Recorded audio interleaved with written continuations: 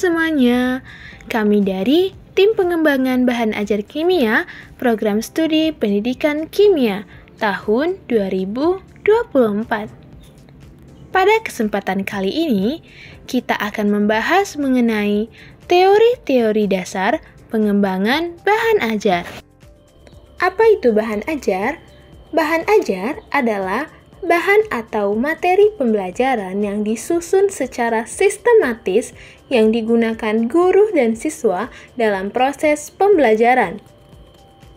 Bahan ajar adalah seperangkat atau alat pembelajaran yang berisikan materi pembelajaran, metode pembelajaran, batasan-batasan, dan cara mengevaluasi yang didesain secara sistematis dan menarik dalam rangka mencapai tujuan yang diharapkan, yaitu mencapai kompetensi atau subkompetensi dengan segala kompleksitasnya. Bahan atau materi pembelajaran pada dasarnya adalah isi dari kurikulum, yakni berupa mata pelajaran atau bidang studi dengan topik atau subtopik dan rinciannya. Bahan ajar didefinisikan juga dengan teks, data, serta perangkat yang guru dan pendidik gunakan dalam memusatkan perhatian terhadap proses pembelajaran yang dijalankan. Pembuatan bahan ajar hendaklah berdasarkan teori-teori seperti teori belajar, teori komunikasi, teori mengajar, dan mempertimbangkan beberapa faktor seperti perubahan situasi untuk memungkinkan keberhasilan pembelajaran.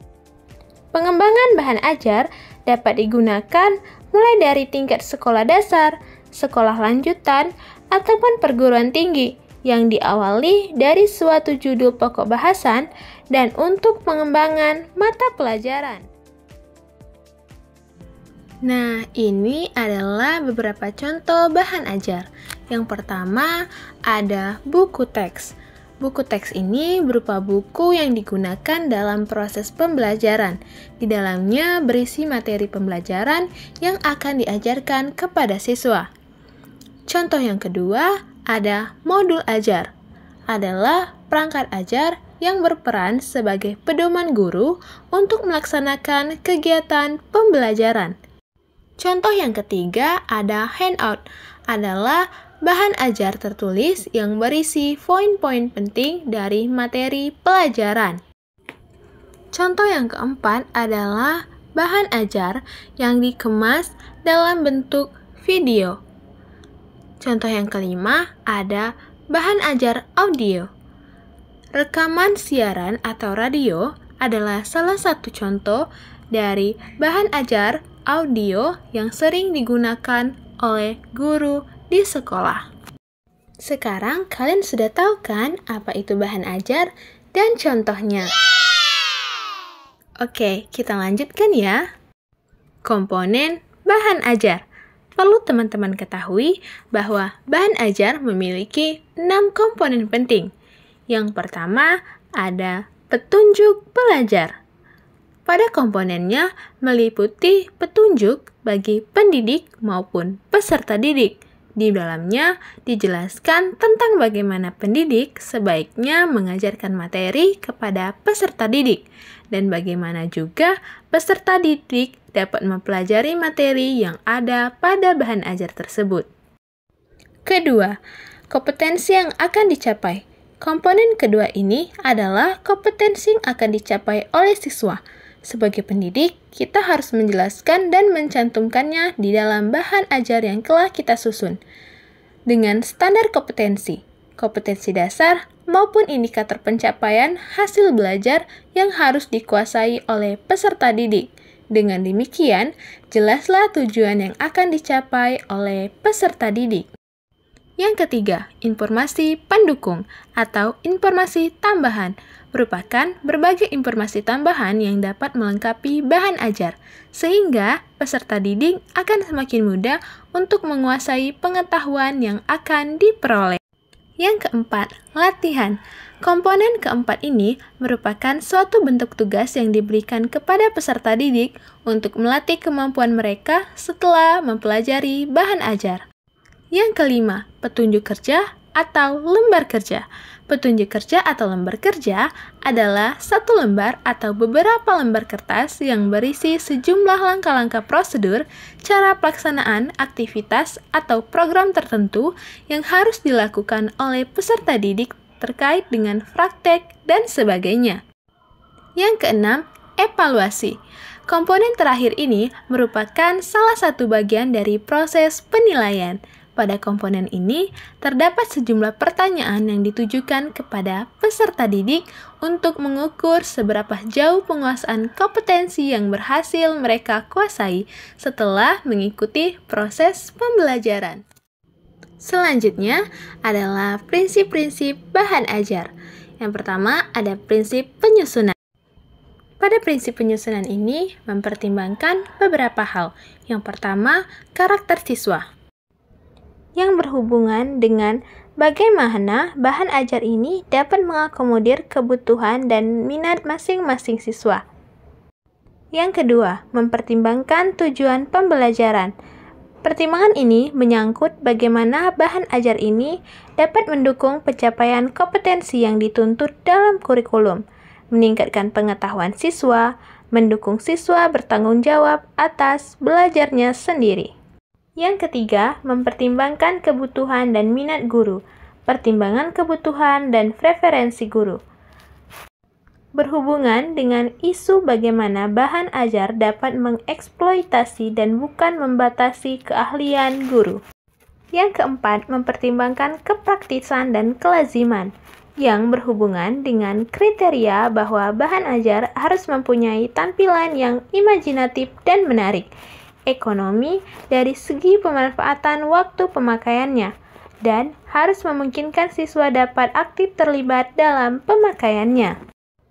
Yang kedua, prinsip pemilihan bahan ajar, yang terdiri dari 8 prinsip. Prinsip yang pertama adalah prinsip berpusat pada peserta didik, yaitu siswa akan belajar dengan baik jika mereka diperlakukan sebagai individu dengan kebutuhan dan ketertarikan mereka sendiri, atau dalam kebutuhan dan minat mereka. Yang kedua, prinsip keterlibatan aktif, yaitu siswa akan belajar dengan baik jika mereka diberikan kesempatan untuk berpartisipasi dalam berkomunikasi dengan menggunakan bahasa dalam aktivitas yang bervariasi. Yang ketiga, prinsip imersi, yaitu siswa akan belajar dengan baik jika aktivitas komunikatif yang diberikan kepada mereka dapat dipahami. Yang keempat, prinsip pemokusan, yaitu siswa akan belajar dengan baik jika mereka fokus pada bentuk dan keterampilan bahasa yang bervariasi dan strategi belajar yang bervariasi untuk mendukung proses pemerolehan pembelajaran. Yang kelima, prinsip sosiokultural, yaitu siswa akan belajar dengan baik jika mereka menyadari tentang peran fungsi dari pembelajaran tersebut. Yang keenam, prinsip kesadaran. Siswa akan belajar dengan baik jika mereka menyadari bahwa peran dari pembelajaran itu sangat penting untuk mereka sendiri.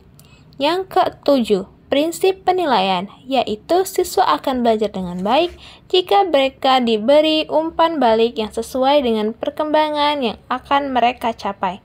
Yang kedelapan, prinsip tanggung jawab, yaitu siswa akan belajar dengan baik jika mereka diberi kesempatan untuk mengatur pembelajaran mereka sendiri. Selanjutnya, kriteria bahan ajar. Kriteria dalam pemilihan bahan ajar terbagi menjadi 4, yaitu yang pertama, bahan ajar valid. Bahan ajar valid yang digunakan haruslah memiliki kebenaran materi dan sesuai dengan tujuan pembelajaran. Yang kedua, bahan ajar bermakna. Bahan ajar harus memberikan arti bagi siswa. Dengan bahan ajar, siswa tidak hanya mendapatkan materi pelajaran saja, melainkan juga mendapatkan pemahaman hidup, pengembangan estetika, daya khayal, dan lainnya. Yang ketiga, bahan ajar menarik. Penyusunan bahan ajar hendaknya menarik, sehingga dapat merangsang minat dan perhatian siswa, membuat mereka lebih bersemangat, antusias, dan termotivasi untuk mengikuti pembelajaran. Yang keempat, bahan ajar sesuai dengan tingkat kemampuan. agar dapat dengan mudah dipahami oleh siswa sesuai dengan tingkat pemikiran mereka. Wah, ternyata banyak ya yang harus diperhatikan dalam bahan ajar, baik itu komponen, prinsip-prinsip bahan ajar, maupun kriteria bahan ajar. Lalu, apa ya fungsi dari bahan ajar? Ayo kita bahas. Yang pertama, peserta didik dapat belajar sendiri atau tanpa pendidik dan teman yang lain.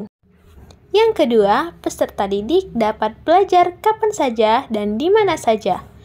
Yang ketiga, peserta didik dapat belajar sesuai kecepatan dan kemampuan masing-masing. Yang keempat, dapat belajar berdasarkan kepentingan atau urutan yang dipilihnya sendiri. Yang kelima, dapat membantu membuat peserta didik menjadi pelajar yang mandiri. Yang keenam, sebagai pedoman bagi peserta didik yang akan mengarahkan semua aktivitasnya dalam proses pembelajaran dan merupakan substansi kompetensi yang seharusnya dipelajari atau dikuasainya. Fungsi bahan ajar bagi pendidik. Yang pertama, menghemat waktu pendidik dalam mengajar. Yang kedua, mengubah peran pendidik dari seorang pengajar menjadi seorang fasilitator. Yang ketiga, meningkatkan proses pembelajaran menjadi lebih efektif dan interaktif. Yang keempat, sebagai pedoman bagi pendidik yang akan mengarahkan semua aktivitasnya dalam proses dan pembelajaran merupakan substansi kompetensi yang seharusnya diajarkan kepada peserta didik. Yang kelima, sebagai alat evaluasi pencapaian atau penguatan hasil belajar. Selanjutnya, tujuan bahan ajar. Tujuan dari pembuatan bahan ajar yaitu yang pertama, menyediakan bahan ajar yang sesuai dengan persyaratan kurikulum dengan mempertimbangkan kebutuhan peserta didik, yakni bahan ajar yang sesuai dengan karakteristik dan lingkungan peserta didik. Yang kedua, memudahkan guru dalam melaksanakan pembelajaran. Yang ketiga, membantu peserta didik dalam memperoleh bahan ajar selain dari buku-buku teks yang terkadang sulit mereka peroleh. Tujuan utama proses pembelajaran adalah bagaimana guru dapat menyampaikan bahan ajar sehingga siswa dapat memahaminya, atas siswa mampu belajar dan siswa mampu mengembangkan berbagai potensinya melalui bahan ajar yang disampaikan oleh guru. Dapat dilihat dari bagan bahwa 3 komponen utama dalam proses belajar mengajar atau proses pembelajaran merupakan syarat terjadinya proses pembelajaran tersebut. Jika salah satu komponen utama tersebut tidak ada, maka proses pembelajaran tidak akan terjadi. Sedangkan media pembelajaran, strategi pembelajaran, evaluasi, hasil belajar, dan fasilitas pembelajaran merupakan komponen tambahan dalam proses tersebut. Akan tetapi, seluruh komponen tersebut, baik komponen utama maupun komponen tambahan, merupakan faktor penentu kualitas hasil belajar. Selanjutnya, kita akan membahas model pengembangan bahan ajar. Model pengembangan bahan ajar adalah kerangka kerja sistematis yang digunakan untuk menciptakan materi pembelajaran yang efektif dan relevan. Model ini membantu para pendidik dalam mengembangkan materi untuk memastikan bahwa bahan ajar yang dihasilkan dapat mencapai tujuan pembelajaran yang diinginkan. Setelah mengetahui apa itu model pengembangan bahan ajar, apakah kalian tahu mengapa kita perlu model pengembangan bahan ajar? Ayo kita bahas. Standarisasi. Model pengembangan bahan ajar memberikan pedoman yang jelas, sehingga bahan ajar yang dihasilkan memiliki kualitas yang sama. Yang kedua, efisiensi. Dengan mengikuti langkah-langkah yang terstruktur, waktu dan sumber daya dapat digunakan secara optimal. Selanjutnya, relevansi. Bahan ajar yang dihasilkan akan lebih relevan dengan kebutuhan peserta didik dan tujuan pembelajaran. Kualitas. Model pengembangan bahan ajar membantu memastikan bahwa bahan ajar yang dihasilkan memiliki kualitas yang baik dari segi isi maupun penyajiannya. Beberapa model pengembangan bahan ajar yang populer yaitu ADDIE, 4D, dan Azure. Apa itu model pengembangan ADDIE? ADDIE atau Analisis, Desain, Pengembangan, Implementasi, Evaluasi. Model ini merupakan salah satu yang populer dan sering digunakan. Analisis menentukan kebutuhan peserta didik, tujuan pembelajaran, dan kondisi pembelajaran. Desain merancang struktur materi, metode pembelajaran, media yang akan digunakan, dan bentuk penilaian. Selanjutnya, development. Proses pembuatan bahan ajar secara konkret, seperti modul, presentasi, atau video. Implementasi. Menerapkan bahan ajar dalam proses pembelajaran. Evaluasi. Mengevaluasi efektivitas bahan ajar, apakah sudah mencapai tujuan pembelajaran yang ingin ditetapkan. Selanjutnya, model pengembangan 4D, Define, Design, Default, Discern. Model ini lebih berfokus pada pengalaman belajar peserta didik. Yang pertama, mendefinisikan tujuan pembelajaran secara spesifik dan jelas. Yang kedua, merancang pengalaman belajar yang menarik dan bermakna bagi peserta didik. Yang ketiga, mengembangkan bahan ajar dan lingkungan belajar yang mendukung pengalaman belajar tersebut. Yang keempat, menyebarkan bahan ajar dan mengevaluasi dampaknya terhadap pembelajaran. Model pengembangan Azure. Model ini menekankan pada keterlibatan aktif peserta didik. Analis linear menganalisis karakteristik peserta didik secara mendalam. State standar dan objektif menetapkan standar dan tujuan pembelajaran yang jelas dan terukur. Select strategies, media, and materials memilih strategi, media, dan material pembelajaran yang sesuai dengan karakteristik peserta didik dan tujuan pembelajaran. Using materials and media menggunakan materi dan media yang telah dipilih dalam proses pembelajaran. Record learner and participation menciptakan lingkungan belajar yang aktif dan melibatkan peserta didik. Eval dan revisi mengevaluasi efektivitas bahan ajar dan melakukan revisi jika diperlukan. Dalam bagian tersebut dapat kita lihat hubungan aktif antara pengalaman guru dan kognisi guru dengan pengaruh pemangku kepentingan pendidikan dalam proses pengembangan bahan ajar. Proses yang baik tentu menggunakan alur atau prosedur tertentu. Adapun langkah-langkah umum dalam pengembangan bahan ajar yaitu: pertama, analisis kebutuhan, identifikasi kebutuhan peserta didik, tujuan pembelajaran, dan konteks pembelajaran. Selanjutnya, merancang dengan merumuskan tujuan pembelajaran, topik yang sesuai, struktur materi, dan aktivitas pembelajaran, serta evaluasi. Selanjutnya, pengembangan. Buat bahan ajar dalam bentuk konkret, misalnya modul, presentasi, ataupun video.